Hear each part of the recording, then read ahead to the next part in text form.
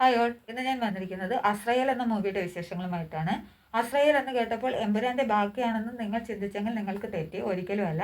2024 മാർച്ചിൽ ഒരു American action horror ചിത്രം പുറത്തിറങ്ങി. ആ ചിത്രത്തിന്റെ പേരാണ് അസ്രയേൽ. അസ്രയേൽ എന്ന വാക്കിനർത്ഥം ഞാൻ ഗൂഗിളിൽ സെർച്ച് ചെയ്തപ്പോൾ എനിക്ക് കിട്ടിയത് മരണത്തിന്റെ മാലാഖ എന്നൊക്കെ അർത്ഥം വരുന്ന ഒരു വാക്കാണ്.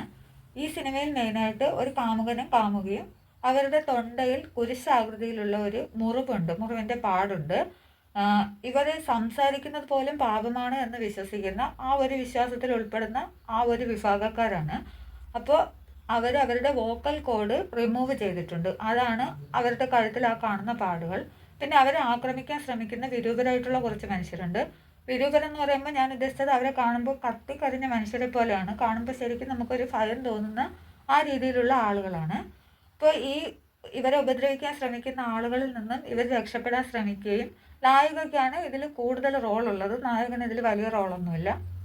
ഇവരെ ആക്രമിക്കാൻ ശ്രമിക്കുന്നവരിൽ നിന്ന് ഇവർ രക്ഷപ്പെടാൻ ശ്രമിക്കുന്നു. രക്ഷപ്പെടാൻ കഴിയാതെ വരുമ്പോൾ തിരിച്ചടിക്കാൻ ശ്രമിക്കുന്നു. ഇതൊക്കെയാണ് ഈ സിനിമയിലുടനീളം കാണിക്കുന്നത്. അവർ രക്ഷപ്പെടുമോ, എന്താണ് പിന്നീട് സംഭവിക്കുന്നത് എന്നൊക്കെയാണ് പിന്നീട് ഈ സിനിമയിലുള്ളത്. ലോകാവസാനത്തിന് 200 വർഷത്തിന് ശേഷം നടക്കുന്ന കഥ എന്നാണ് ഈ സിനിമയിൽ അവർ പറഞ്ഞിരിക്കുന്നത്. ഇതിൻ്റെ വിഷ്വൽ എഫക്റ്റ്, BGM, മ്യൂസിക്, ആൾ കാസ്റ്റ് അടിപൊളിയായിട്ടുണ്ട്. അത് എടുത്തു പറയേണ്ട ഒരു കാര്യമാണ്.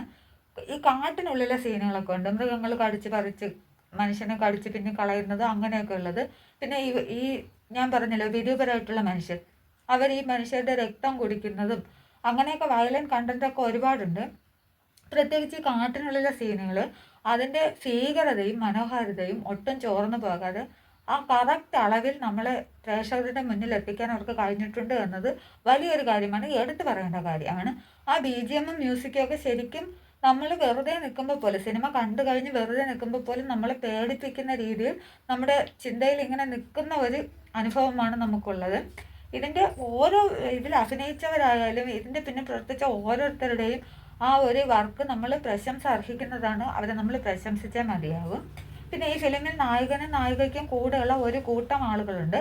അവരൊരു പ്രത്യേക വിശ്വാസത്തിൽ ജീവിക്കുന്ന ആൾക്കാരാണ്. അപ്പം അവരുടെ ആ വിശ്വാസത്തിന് പുറകിൽ, അല്ലെങ്കിൽ വിശ്വാസം, ഇപ്പം നമ്മളൊക്കെ വിശ്വസിക്കുന്നുണ്ടല്ലോ, ഇപ്പോൾ ക്രിസ്ത്യൻസ് വിശ്വസിക്കുന്നുണ്ട് ഇത്ര വർഷത്തിന് ശേഷം യേശു വരും.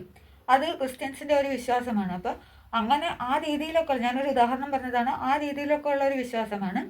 അപ്പോൾ ആ വിശ്വാസത്തിനപ്പുറം അവർക്ക് എന്താണ് സംഭവിക്കുന്നത് എന്നൊക്കെ ഇതിൽ നമുക്ക് കാണിച്ചു തരുന്നുണ്ട്. എന്തായാലും ഇത് എഴുതിയ ആളിൻ്റെ ചിന്ത എത്രത്തോളം ഹൈ ലെവലിലേക്ക് പോയിട്ടുണ്ട് എന്നത് നമ്മൾ ചിന്തിക്കേണ്ട കാര്യമാണ്. പിന്നെ എടുത്തു പറയേണ്ട ഒരുപാട് കാര്യങ്ങൾ ഇതിലുണ്ട്. പിന്നെ പ്രത്യേകിച്ച് പറയാനുള്ളത്, മനക്കട്ടിയുള്ളവർ മാത്രമേ ഈ സിനിമ കാണാവൂ. ഞാനാണെങ്കിൽ പല സീനും കണ്ണും പൊത്തിയിരുന്നു. എനിക്കിപ്പോഴും ഈ സംസാരിക്കുമ്പോൾ പോലും എൻ്റെ ഉള്ളിൽ പേടിയുണ്ട്. ഉറങ്ങാനും ഭക്ഷണം കഴിക്കാനും ഒക്കെ ബുദ്ധിമുട്ട് തോന്നുന്നുണ്ട്. ഈ വയലൻസ്, ബ്ലഡ് കണ്ടന്റ്, അതൊക്കെ നമുക്ക് കാണുമ്പോൾ വല്ലാത്ത ഇറിറ്റേഷൻ ഉണ്ടാക്കുന്നതാണ്, ഒപ്പം ഭീതി ഉളവാക്കുന്നതാണ്.